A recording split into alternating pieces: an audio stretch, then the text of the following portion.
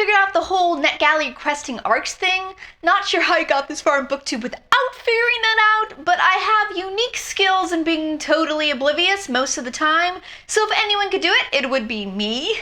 Let's talk about the new adult contemporary and historical romance I read in January, shall we?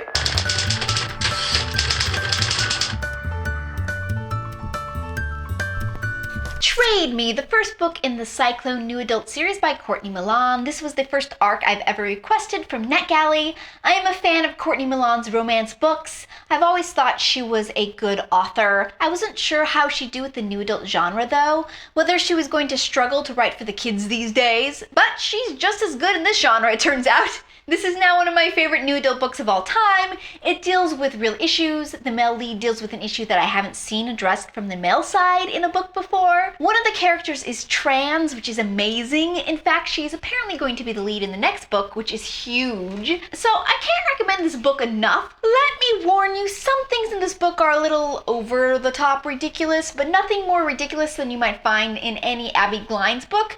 Though in all fairness, this book does try to cram them all into one book.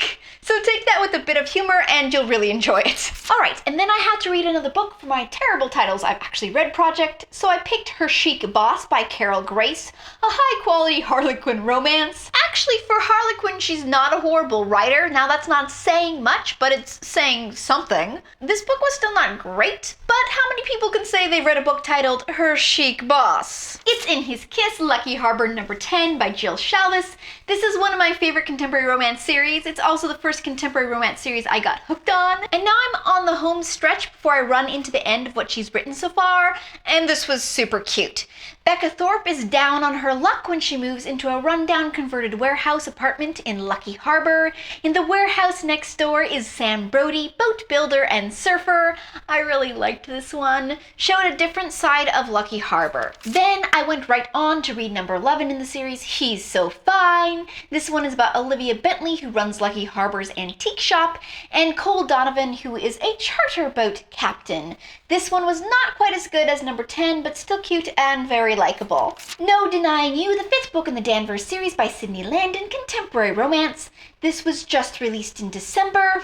Okay, here's the thing. I really liked the first couple books in this series, but since then this thing has gone way downhill. I don't know why I keep reading them, perhaps because I keep holding out that they'll go back to being good. This one is bad. It's got the really overused trope in romance books of we gotta pretend to be girlfriend and boyfriend, and it's not executed well. Blue Flame, the second firefighter's book by Jill Shalvis, contemporary romance. This one is about a San Diego firefighter who gets injured and has to take time off to recover. He decides to take that time off at the Dude Ranch his estranged father left him in Arizona, but that he rarely visits. I wasn't sure about this one at first, and the main story plot remained just okay for me, but the subplot with Trevor and Amy pulled this into like territory for me. He's just so gentle and respectful with her, it makes me all swoony. Fall from India Place on Dublin Street number 4 by Samantha Young. This is one of my favorite new adult series, but I really did not like this book. It's set a little ways in the future from the earlier books and is the story of Marco and Hannah, which they have alluded to in earlier books. So I was excited because it looked like it could be good, but the first half of this book was too stalker-y for me. She tells him to leave her alone and he goes intensely stalker. Ugh. Tempting the Bodyguard, the 3rd book in the Gamble Brothers contemporary romance series by J. Lynn. I really like some J. Lynn books, but this series is more a miss than hit for me. This one is a miss. The plot was weak, it was a version of the off-used she needs a bodyguard storyline, and the male lead just rubbed me wrong. Never Love a Lawman, the 1st book in the Reedsville historical western romance series by Joe Goodman. First of all, something about this cover bothers me, and I can't figure out why. Maybe it's the shirt open thing? I don't know. But I like the book itself. It's actually kind of just a better version of the plot she did for the 2nd book in her Bitter Spring series, but it's much better done.